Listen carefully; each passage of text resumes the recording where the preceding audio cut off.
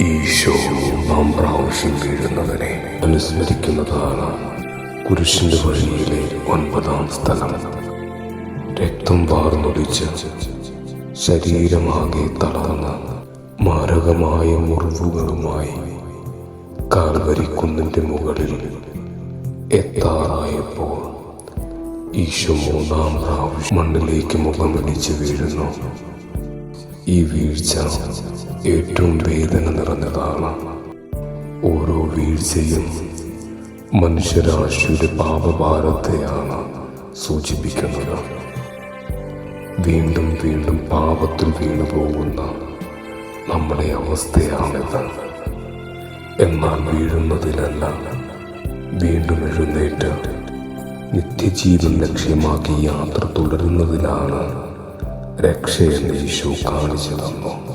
ഈ സ്ഥലം നമ്മെ പഠിപ്പിക്കുന്നത് സഹനത്തിൻ്റെ അങ്ങേയറ്റത്തെയും പ്രത്യാശയുടെ ആഴത്തെയുമാണ്. ശരീരം പൂർണ്ണമായി തളർന്നു, ഇനി ഒരടി മുന്നോട്ട് വയ്ക്കാൻ കഴിയില്ല എന്ന അവസ്ഥയിലാണ് ഈശോ വീണ്ടും വീഴുന്നത്. എന്നാൽ മനുഷ്യരാശിയുടെ പാപപരിഹാര ബലി അർപ്പിക്കേണ്ട കാൽവരി അരികിലെത്തിയെന്ന ബോധ്യം ഈശോയെ വീണ്ടും എഴുന്നേൽക്കുവാൻ പ്രേരിപ്പിക്കുന്നു. നമ്മുടെ ജീവിതത്തിലും വലിയൊരു വിജയത്തിന് തൊട്ടടുത്തെത്തുമ്പോഴായിരിക്കും പലപ്പോഴും കഠിനമായ പരീക്ഷണങ്ങൾ നേരിടേണ്ടി വരുന്നത്.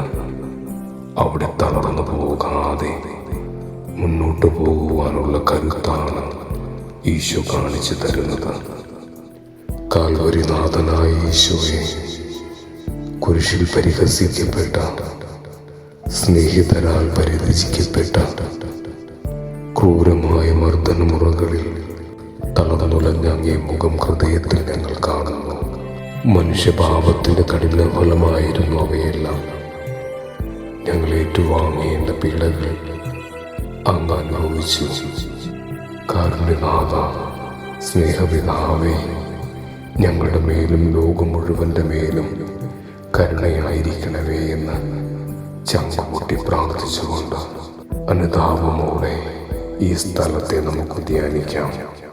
കൈകാലുകൾ കുഴഞ്ഞോ, നാഥന്റെ തിരുമൈതളൊന്നുലഞ്ഞു.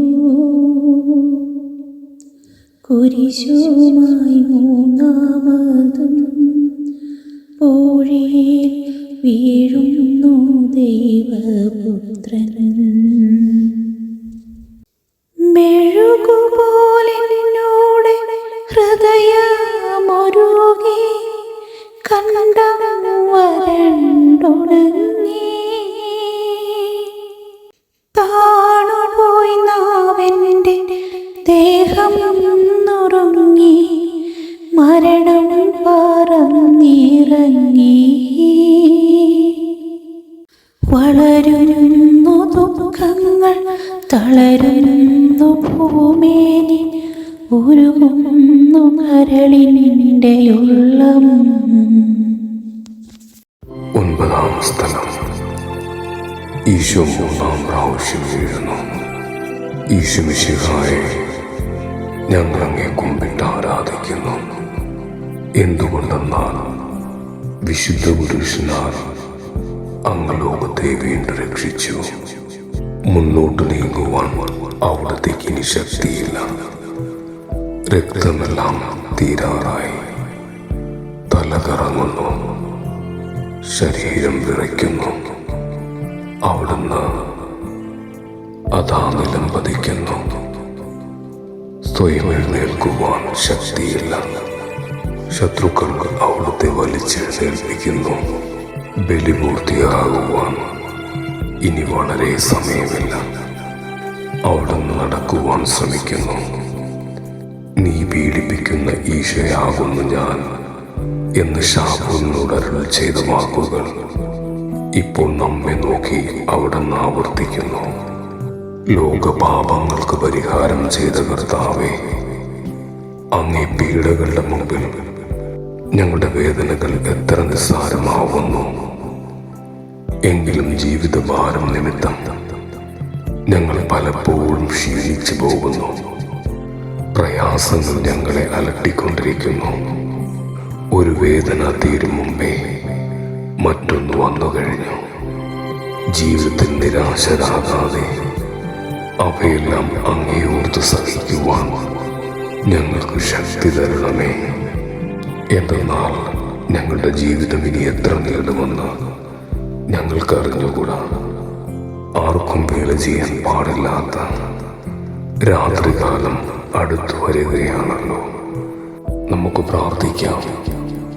ഓ എൻ്റെ യേശുവേ, ആരും നശിച്ചു പോകാതിരിക്കാൻ എല്ലാവരും ജീവനുള്ളവരും അത് സമൃദ്ധമായുള്ളവരുമാകാൻ ബലിയായി അർപ്പിക്കപ്പെട്ട കുഞ്ഞാടെ, ഞങ്ങളുടെ ഹൃദയത്തിന് നടുവിൽ അങ്ങേ രക്ഷകനും നാഥനുമായി സ്ഥാപിക്കുവാൻ ഞങ്ങളെ ശക്തിപ്പെടുത്തണമേ. ലോകത്തിൻ്റെ വശ്യമായ ആകർഷണങ്ങളിൽ ഞങ്ങളുടെ രക്ഷകനും നാഥനുമായ അങ്ങയുടെ തിരുമുറിവുകൾ മറന്നു പോകാൻ ഇടയാക്കല്ലേ. കർത്താവെ അനുഗ്രഹിക്കണമേ. പരിശുദ്ധ ദൈവമാതാവേ, ക്രൂശിതനായ കർത്താവിൻ്റെ തിരുമുറിവുകൾ ഞങ്ങളുടെ ഹൃദയത്തിൽ പതിപ്പിച്ചുറപ്പിക്കണമേ.